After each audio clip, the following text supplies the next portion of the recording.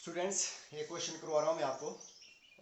Receipt and payment account से income and expenditure account बनाना है from the following receipt and payment account. हालांकि इस question को मैंने आपको भेजा भी है ग्रुप में, उससे भी आप देखेंगे, इसको अंडरस्टैंड करेंगे, वहाँ समझाया है मैंने। Prepare income and expenditure account and balance sheet 31 दिसंबर 2015, ये डेट है इसमें दे रखी होगी है। इसमें सारी सारी एडजस्टमेंट दे रखी हैं इस क्वेश्चन में। इसको आपने ढंग से समझना है। सबसे पहले इनकम एंड एक्सपेंडिचर अकाउंट और ओपनिंग बैलेंस शीट से ओपनिंग बैलेंस शीट बनाई जाएगी, और जो क्लोजिंग बैलेंसेज हैं एसेट और लायबिलिटी के, उनसे क्लोजिंग बैलेंस शीट बनाई जाएगी। तो मैं आपको पहले जो इनकम एंड एक्सपेंडिचर है उसके बारे में बता देता हूँ आपको। हालांकि ओपनिंग बैलेंस शीट मैंने बनाई हुई है, लेकिन उसको मैं बाद में समझाता हूँ।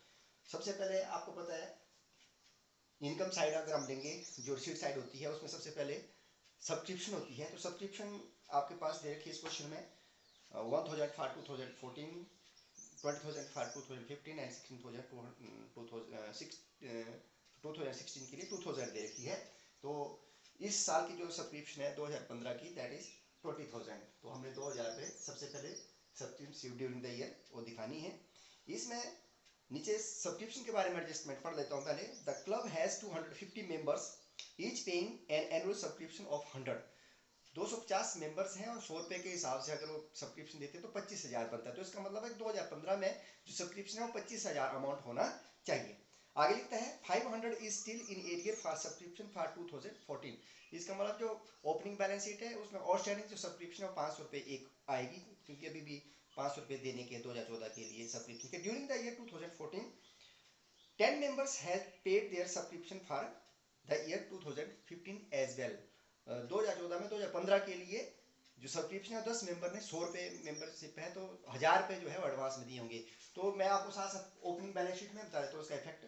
जो ओपनिंग बैलेंस शीट है वो ओपनिंग बैलेंस शीट से बनती है। सबसे पहले कैश इन हैंड जो आपका रिसीट एंड पेमेंट का ओपनिंग बैलेंस होता है, टू बैलेंस बिडिंग 15,000 वो दिया हुआ है।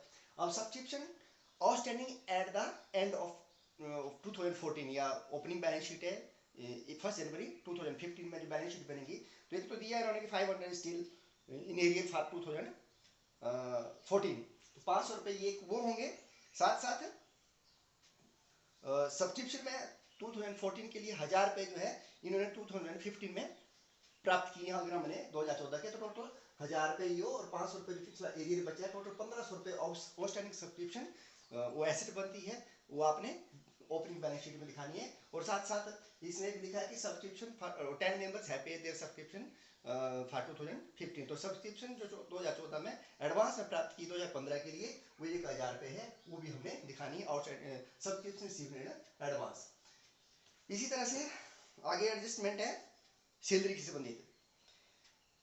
और जो 2014 के लिए 1000 रुपये ये मैंने बताया आपको हमने प्राप्त की एडवांस में। सब्सक्रिप्शन रिसीव्ड इन एडवांस जो इनकम एंड एक्सपेंडिचर अकाउंट में दिखाया जाएगा, वो सब्सक्रिप्शन रिसीव्ड इन एडवांस 2014 के लिए उसको ऐड करते हैं, और आउटस्टैंडिंग एट द एंड। अब आउटस्टैंडिंग कितनी रही? 25,000 रुपये आने चाहिए थे। 1000 रुपये 2014 के लिए 2014 के लिए 2014 में, इसका मतलब 21,000 आ गया। तो 4,000 रुपये आउटस्टैंडिंग एट द एंड है, उसको जोड़ा जाएगा। तो इस तरह से 25,000 रुपये ही सब्सक्रिप्शन में दिखाया जाएगा। इस अमाउंट को समझना बहुत जरूरी है।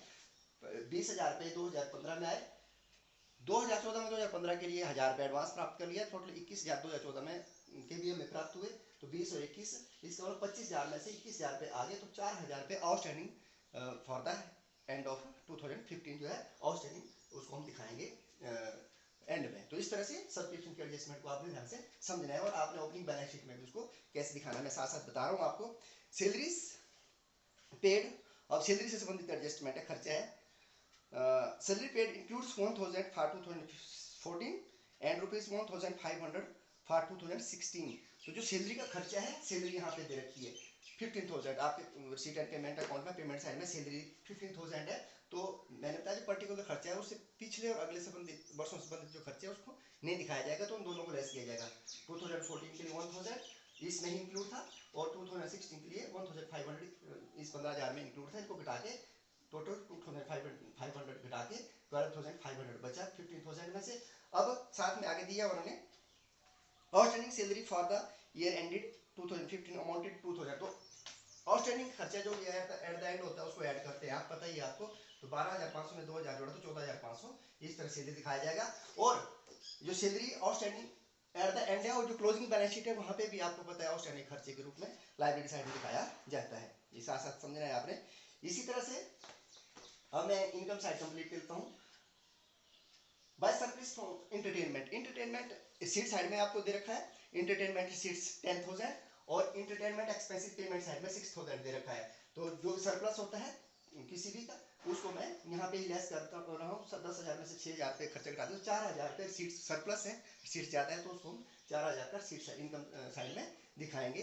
इसी तरह से सेल्स ऑफ ओल्ड फर्नीचर बताया है, तो फर्नीचर जिसकी बुक वैल्यू 1,000 बताई है इन्होंने 600 में बेचा, तो जिसकी book value sale of loss on sale of furniture, ये मैं आपको सीट साइड से दे रहा हूँ। 1,000 का फर्नीचर 600 में बेचा, इसको फर्नीचर ये 1,000 का 600 में बेचा, तो 400 रुपये लॉस है, तो loss on sale of furniture इसको डेबिट साइड में दिखाते हैं। जिस हिसाब से क्वेश्चन चला है मैं आपको सीट एंड पेमेंट साइड से बता रहा हूँ। तो इस तरह सेल ऑफ ओल्ड न्यूज़पेपर है 400 सीट साइड। इस तरह पेमेंट है आपको सैलरी की एडजस्टमेंट मैंने बता ही दी आपको। इलेक्ट्रिकल चार्जेस 3,000 है, these are revenue nature. General expenses 2,000, stationery 2,000, newspaper 2,000, these are revenue payments. तो इनको हम इनकम एंड एक्सपेंडिचर अकाउंट की डेबिट साइड में दिखाएंगे। और इस तरह गार्डनिंग एक्सपेंसेस 3,000 है। और loss on sale of furniture मैंने आपको बता दिया, बुक वैल्यू से जितने में कम में बेचे तो ये लॉस है, लॉस को डेबिट साइड में दिखाते हैं। तो इस प्रकार से ये और साथ में भी दिया हुआ है इन्होंने जो एडजस्टमेंट दे रखी है, interest for 3 months at the rate of 10% पर annum has accrued on general investment. General investment का अमाउंट जो है 10,000 दिया है, तो 10,000 के ऊपर 10% 10/100 मल्टीप्लाई 3 मंथ का 3/12, तो इस तरह से आप कैलकुलेट करेंगे 2,250। ये interest on general investment accrued interest होगा, तो उसको हम इनकम साइड में दिखाते हैं। और दूसरी बार आपको बैलेंस शीट में भी आपको पता है क्लोजिंग बैलेंस शीट में उसको दिखाया जाएगा जब बनाई जाएगी। तो इस प्रकार से ही इनकम एंड एक्सपेंडिचर अकाउंट बनता है। और जहाँ तक इसके लिए आप क्रेडिट साइड में से डेबिट साइड घटाएंगे तो जो सरप्लस है 2,750 ये अमाउंट आता है, तो ये आपका इनकम एंड एक्सपेंडिचर अकाउंट आता है। ओपनिंग बैलेंस शीट की जहाँ तक बात है, तो ये जो मैंने सैलरी और सब्सक्रिप्शन संबंधी एडजस्टमेंट मैंने आपको बता दी। जो रिसीव्ड इन एडवांस होगी इनकम उसको लायबिलिटी साइड में दिखाते हैं, और आउटस्टैंडिंग जो भी होगी उसको हम एसेट साइड में दिखाते हैं। आउटस्टैंडिंग सब्सक्रिप्शन होगी, और खर्चे का ऐसा जो आउटस्टैंडिंग एक्सपेंसेस है, जैसे सैलरी आउटस्टैंडिंग है तो लायबिलिटी साइड में आता है, ठीक है, और प्रीपेड होगा तो एसेट में आएगा। जो कि फिलहाल ये जो एडजस्टमेंट है मैंने बता दी। साथ साथ इसमें नीचे लिखा है on 1 January 2015 the club has old land and building value 2 lakh, तो लैंड एंड बिल्डिंग एसेट है 2 लाख रुपए। इसी तरह से ये ओपनिंग बैलेंसेस ऑफ एसेट्स हैं, इससे ओपनिंग बैलेंस शीट बन रही है हमारी। And furniture valued 11,000 furniture on that date. It has sports fund, तो फंड है 1 लाख, स्पोर्ट्स फंड दे रखा है इसमें।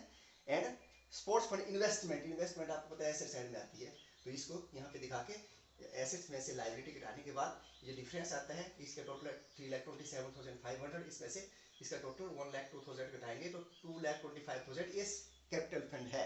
तो जब अभी हम क्लोजिंग बैलेंस शीट बनाएंगे तो कैपिटल फंड वहाँ पे लिखा जाता है। तो कैपिटल फंड याद करने के लिए हमें ओपनिंग बैलेंस शीट बनानी पड़ती है अगर कैपिटल फंड नहीं दिए हैं। तो इस प्रकार से इस क्वेश्चन का भी मैंने आपको रिसीट एंड पेमेंट अकाउंट और ओपनिंग बैलेंस शीट बताई। अब इसके बाद इसकी जो क्लोजिंग बैलेंस है वो नेक्स्ट वीडियो में आपको समझाता हूँ मैं आपको।